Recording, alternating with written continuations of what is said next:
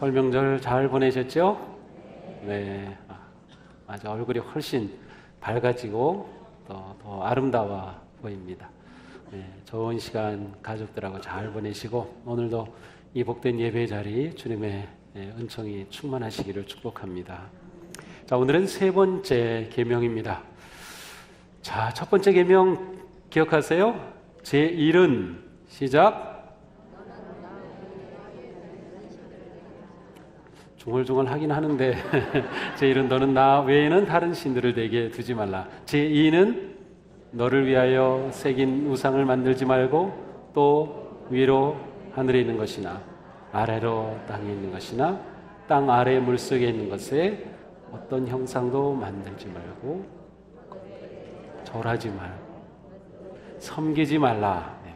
그 뒤에도 있는데 또 여기까지. 자, 오늘은 세 번째입니다. 제3은 내 하나님 여호와의 이름을 망령되게 부르지 말라. 그렇습니다. 오늘 세 번째 명령은 여호와의 이름에 관한 명령입니다. 여호와의 이름. 이름 하면 그것은 그 사람의 존재 모든 것을 표현하는 아주 중요한 것입니다. 저를 주학선이라고 하는 이름 외에 제 존재를 표현할 다른 무엇이 있을까요?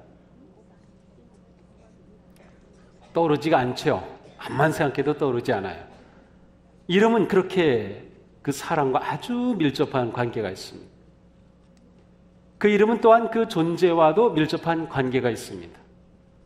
원숭이 하면 원숭이가 떠오르죠. 다른 거는 전혀 안 떠오르죠.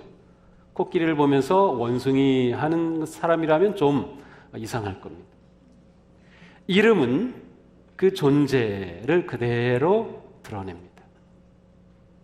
뿐만 아니라 사람에게 있어서 때로 이름은 그 사람의 인생의 목적, 사명, 그리고 우리 믿는 자들에게 있어서는 하나님의 계획과 뜻이 담겨 있기도 합니다. 성경에서는 이름이 바뀐 사람들이 여럿 있습니다. 아브라함이 아브라함으로, 사레가 사라로, 야곱이 이스라엘로, 시몬이 베드로로, 사울이 바울로. 근데 이처럼 이름이 바뀐 사람들이 많이 있어요. 근데 이름이 바뀐 것은 단지 이름이 바뀐 것이 아니라 그 사람이 변화된, 그 존재가 바뀐 것을 의미하기도 하죠. 그리고 또한 하나님께서 그 인생에 두신 하나님의 뜻과 계획을 드러내기도 합니다. 아브라함은 열국의 아버지라고 하는 이름으로 바꿈을 통해서 모든 믿는 자의 조상이 되었습니다.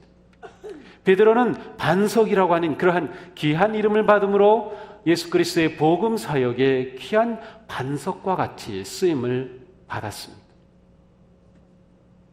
이처럼 이름에는 그 존재와 그 존재가 존재하는 이유와 목적까지도 포함되어 있습니다.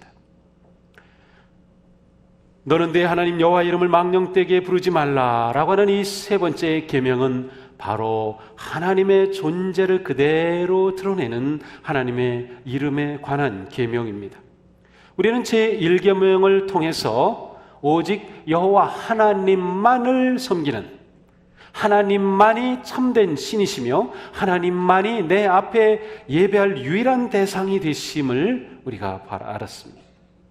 두 번째 계명을 통해서는 우리는 하나님을 어떤 모양으로도 만들어서 안 된다, 우리는 어떤 모양으로도 하나님을 제한할 수 없다라고 하는 것을 보았습니다. 세 번째 계명은 바로 첫 번째와 두 번째 계명을 우리의 입을 통해 입술로서 그대로 고백하는 삶을 살아야 하는 것과 관계되어 있습니다. 하나님의 이름을 망령되게 부른다라고 하는 것은 그 이름을 거짓되고 헛되이 부른다는 의미를 가지고 있습니다.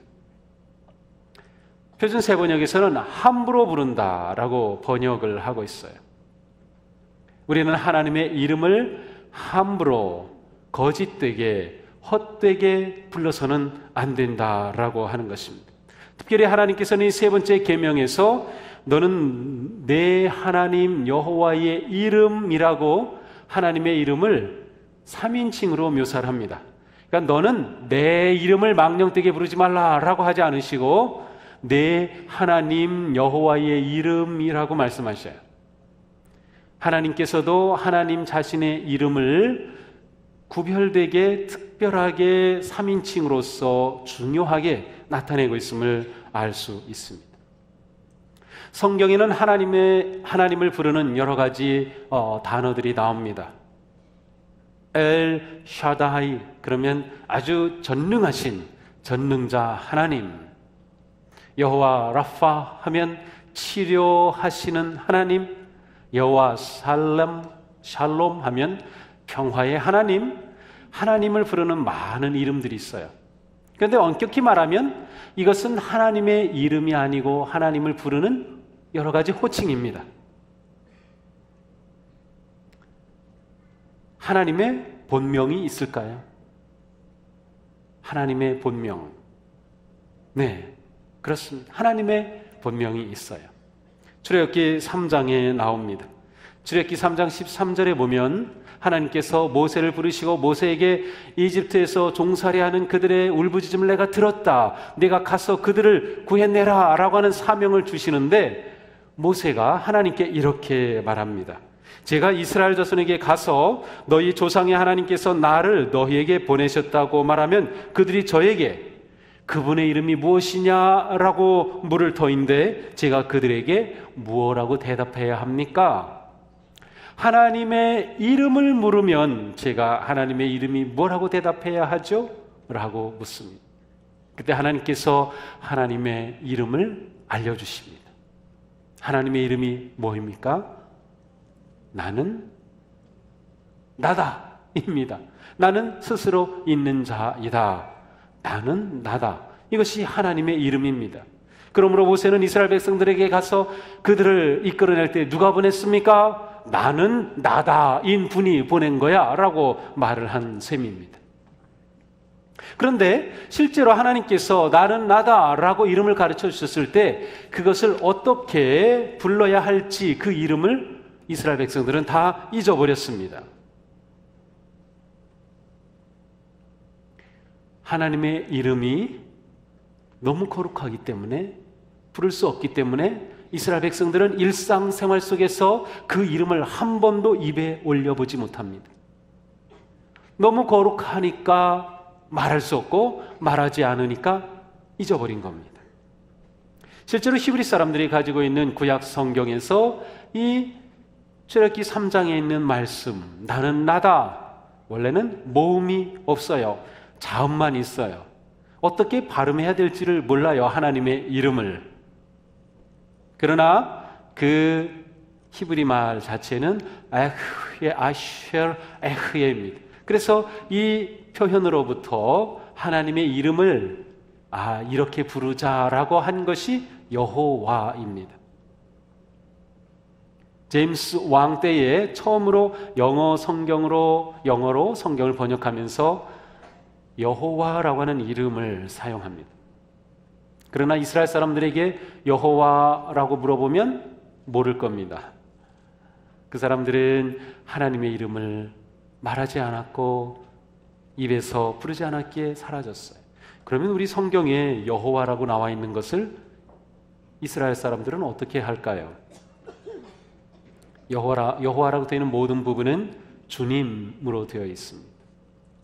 그러니까 오늘 세 번째 계명, 너는 네 하나님 여호와 이름을 망령되게 부르지 마라. 이 계명을 히브리 사람들은 너 네 하나님 주의 이름을 망령되게 부르지 말라 이렇게 읽고 있는 거죠. 이것이 히브리 사람들의 전통입니다. 하나님의 이름을 부르지 않고 주님으로 다 부르는 거죠.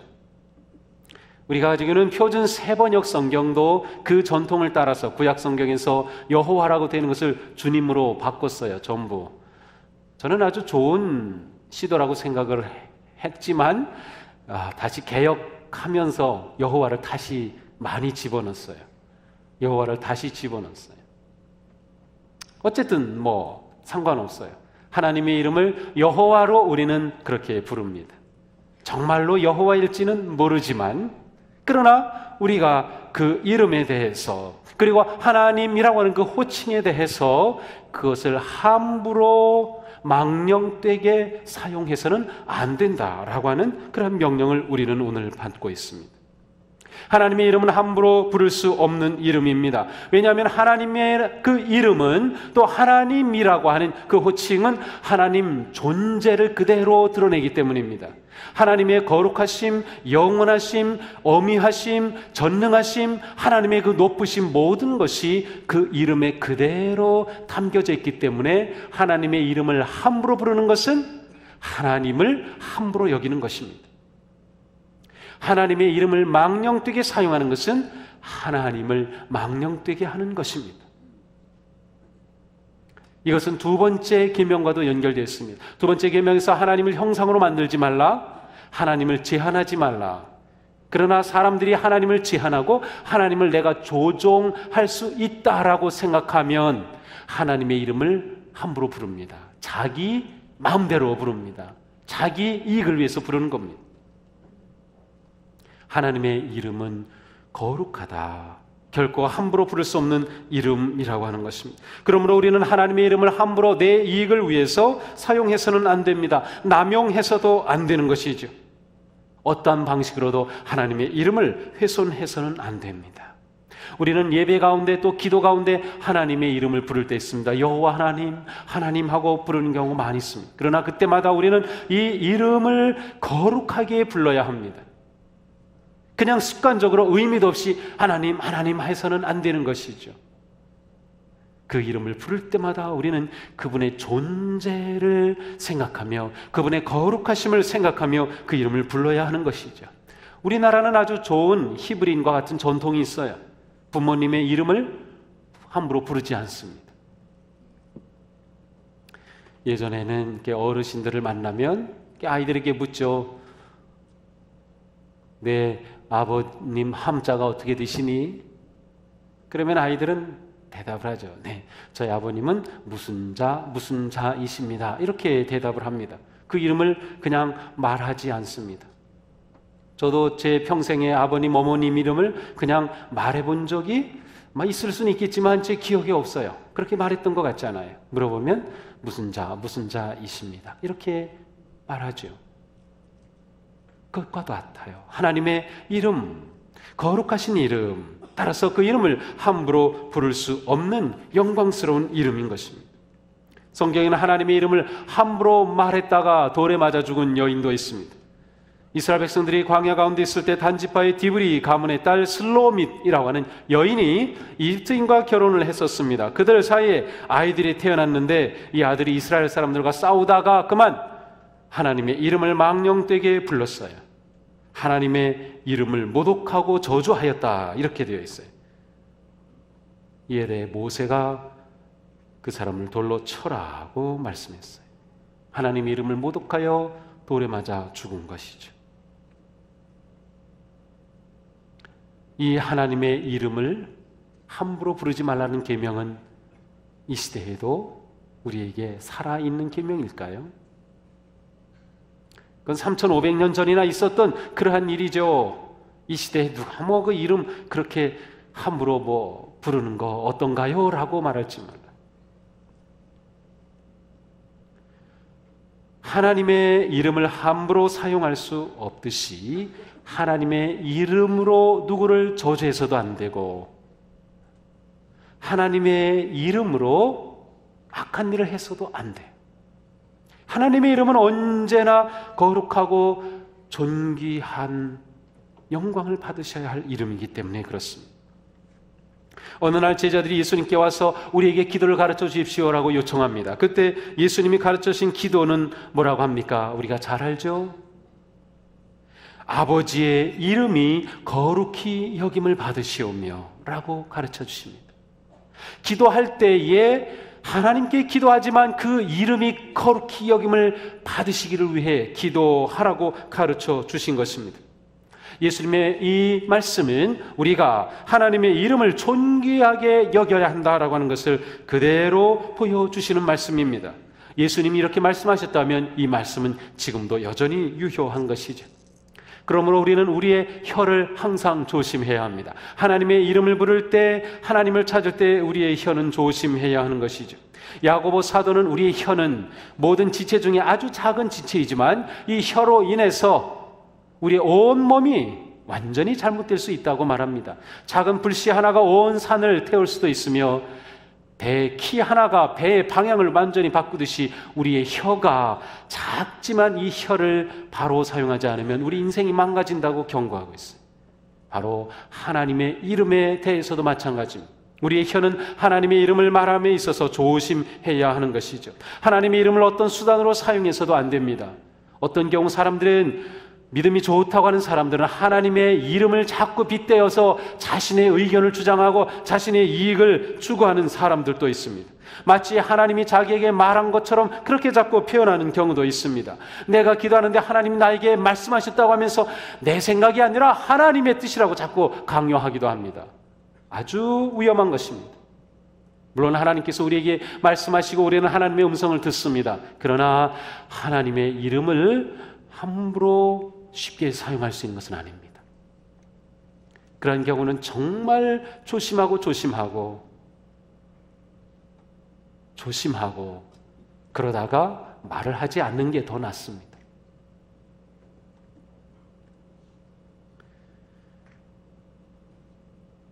독일의 히틀러가 그 악랄한 그런 정권을 가지고 못 유대인들을 죽이고 할 때에 사용한 구호가 하나님이 우리와 함께 하신다는 슬로건이었어요.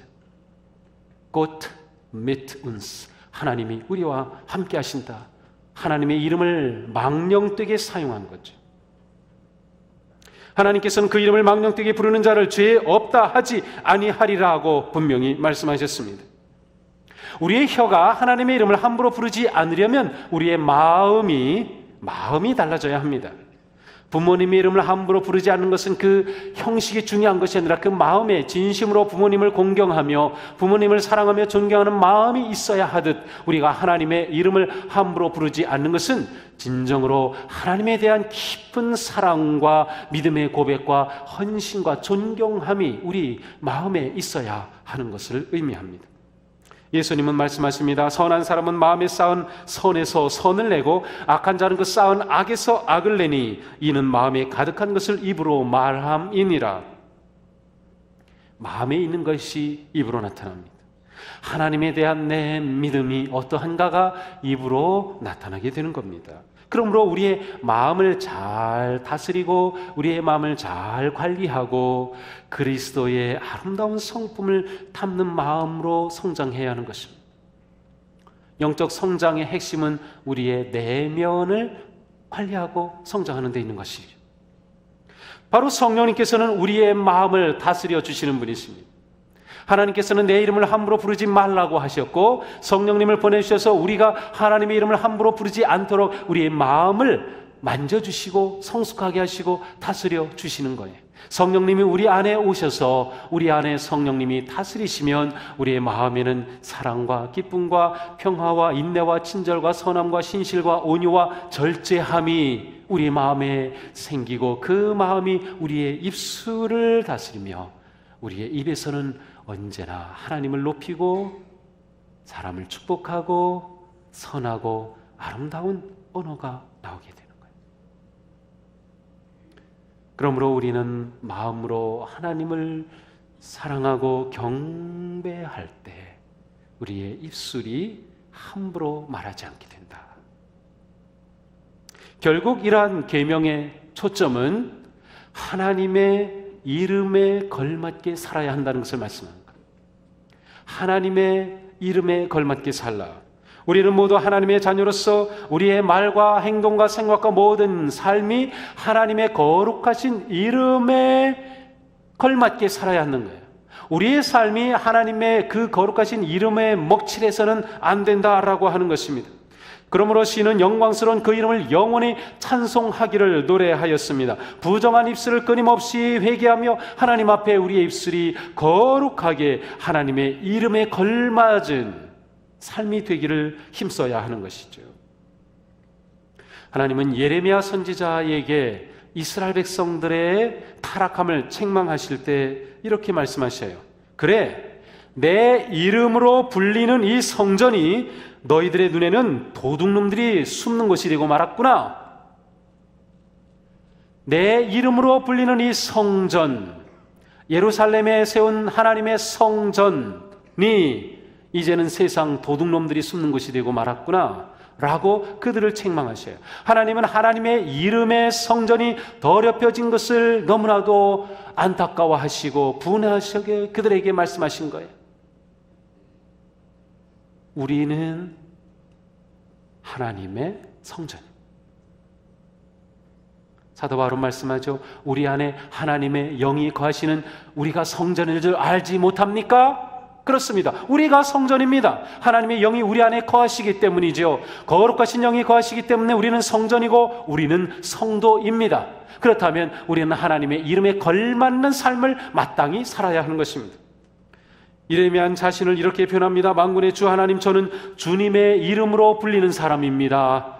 저는 주님의 이름으로 불리는 사람입니다. 우리는 다 주님의 이름으로 불리는 사람입니다. 성도들은 모두 주님의 이름으로 불리는 사람입니다. 우리가 이곳을 나가서 가정에 있을 때, 직장에 있을 때, 사회생활하면서 사람들은 우리를 누구로 봅니까? 내가 교회 다니는 것을 알고, 내가 집사인 것을 알고, 내가 권사인 것을 알 때 그들은 나를 보면서 나를 통해 하나님의 백성의 모습을 보려고 합니다. 우리가 행동하는 그것이 하나님을 드러내는 것입니다. 네가 믿는 하나님은 그러한 분이로구나. 내가 그렇게 행동하는 거 보니까 내가 믿는 하나님은 그러한 분이야 라고 보는 거죠. 어떤가요? 우리는 하나님의 이름을 지닌 성전으로 하나님의 이름을 드높이는, 하나님의 이름을 명예롭게 하는, 하나님의 이름을 존귀하게 하는 삶을 사나요? 아니면 하나님의 이름에 먹칠하며 비난받게 하며 하나님의 이름을 불명예스럽게 하고 있나요? 시편 34편 1절 3절에서 다윗은 이렇게 노래합니다. 내가 주님을 늘 찬양할 것이니 주님을 찬양하는 노랫소리 내 입에서 그치지 않을 것이다. 나 오직 주님만을 자랑할 것이니 비천한 사람들아 듣고서 기뻐하여라. 나와 함께 주님을 높이자. 모두 함께 그 이름을 기리자 라고 합니다. 모두 함께 그 이름을 높이자 그렇게 합니다. 그런데 이 시편의 제목에 보면 다윗이 아비멜렉을 피하여 도망할 때 이 시를 지었다는 거예요.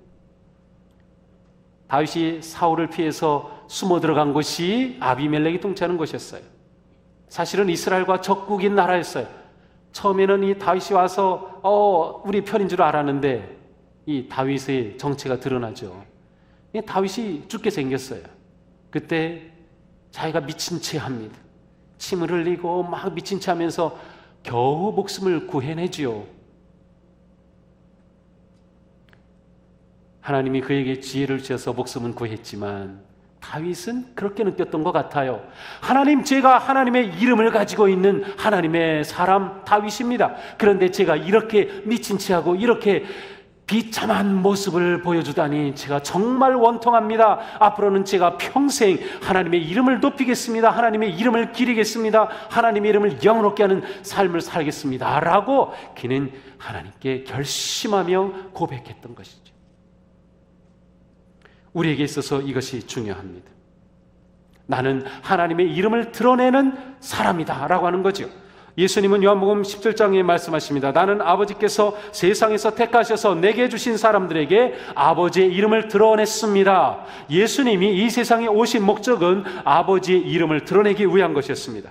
나는 이미 그들에게 아버지의 이름을 알렸으며 앞으로도 알리겠습니다. 그것은 아버지께서 나를 사랑하신 그 사랑이 그들 안에 있게 하고 나도 그들 안에 있게 하려는 것입니다.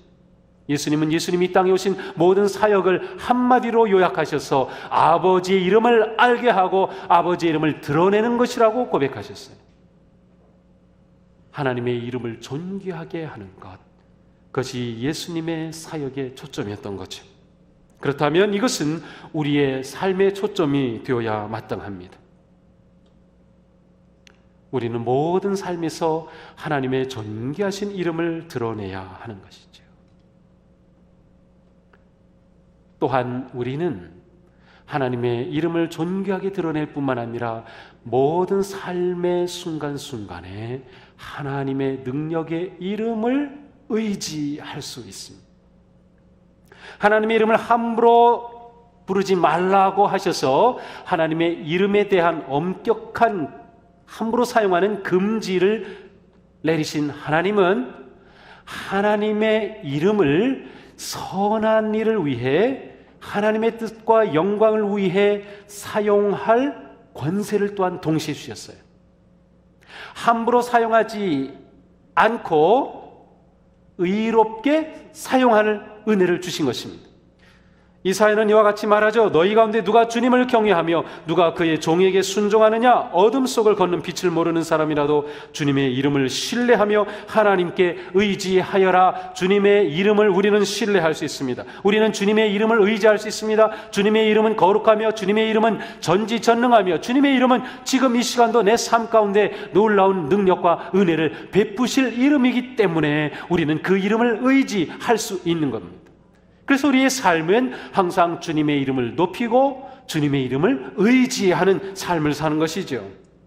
베드로 사도는 이같이 말합니다. 여러분은 택하심을 받은 족속이요 왕같은 거룩한 제사장이요 거룩한 민족이요 하나님의 소유가 된 백성입니다. 우리는 하나님의 소유입니다. 하나님의 소유, 하나님께서는 우리에게 하나님의 이름을 새겨 놓으신 겁니다. 우리의 신비에 하나님의 이름, 그리스도의 이름을 우리 가운데 새겨 놓았으니 우리는 세상에 나가면 그리스도를 그대로 드러내는 겁니다.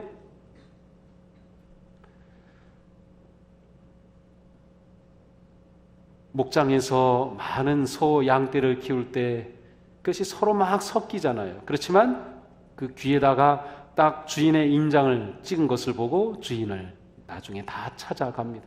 지금도 얼마 전에 보니까 뉴질랜드, 호주 같은 데서 막 섞여 있어요. 그런데 나중에 다 주인에 따라서 나뉩니다. 도장을 콱 찍었기 때문이죠. 그거 보면 아는 거죠. 하나님의 이름이 우리 가운데 새겨져 있는 겁니다. 하나님의 이름이 우리 이마에 있는 거죠. 호돈의 주홍글씨에 나오는 그 사람의 이마에 새겨진 것처럼 우리 이마에는 하나님의 거룩하신 이름이 새겨져 있어요. 그래서 그 이름을 명예롭게 하는 삶을 사는 것이 우리의 삶이에요. 그 이름이 새겨져 있기 때문에 우리는 그 이름을 의지할 수 있어요. 그 이름을 부를 수 있는 것이죠. 예수님은 이처럼 놀라운 말씀을 주십니다. 너희가 내 이름으로 구하는 것은 내가 무엇이든 다 이루어 주겠다. 이것은 아들로 말미암아 아버지께서 영광을 받으시게 하려는 것이다. 너희가 무엇이든 내 이름으로 구하면 내가 다 이루어 주겠다. 예수님은 예수님의 이름을 우리에게 허락해 주셨습니다. 예수님의 이름 부를 것을 약속해 주셨습니다. 예수님의 이름을 부르면 아버지의 영광을 위해 응답해 주시겠다는 겁니다. 주님의 이름을 함부로 사용하지 않으며 주님의 이름을 존귀하게 여기는 사람이 주님의 이름으로 구하면 이름의 능력을 힘있게 된다. 신앙생활 잘하는 것은 이겁니다. 하나님의 이름을 함부로 부르지 않는 것, 하나님의 이름을 잘 부르는 것, 때때마다 하나님의 이름을 불러 그 은혜를 누리며 하나님의 이름을 불러 그 도움을 받으며 하나님의 이름을 불러 주님이 우리에게 주시는 놀라운 기도의 응답을 누리며 살아가는 삶, 그것이 바로 우리의 자랑스러운 삶인 것입니다. 그러므로 우리는 하나님의 이름을 의지합니다. 우리는 하나님의 이름으로 삽니다. 이 한 주간도 우리는 하나님의 이름으로 살 것입니다. 하나님의 이름을 담대히 부르십시오. 하나님의 이름을 믿음을 가지고 부르십시오. 하나님은 부르시는 곳에 응답하겠다고 말씀해 주셨습니다. 그러나 우리는 우리의 삶에서 하나님의 이름을 먹칠하며 하나님의 이름을 불명예스럽게 하는 그 행위를 버려야 하고 그 길을 떠나야 하는 것입니다. 이 한 주간 하나님께서 우리를 통하여서 기뻐하시며 영광 받으시며 이 세상 속에서 우리를 통하여 하나님의 그 거룩하심이 드러나는, 그래서 우리가 흩어져서 가는 곳마다 그것이 밝혀지고 그것이 소망이 넘치고 그것이 생명이 넘치는 그러한 복되고 아름다운 승리하는 한 주간 되시기를 주님의 이름으로 축복합니다. 기도하겠습니다.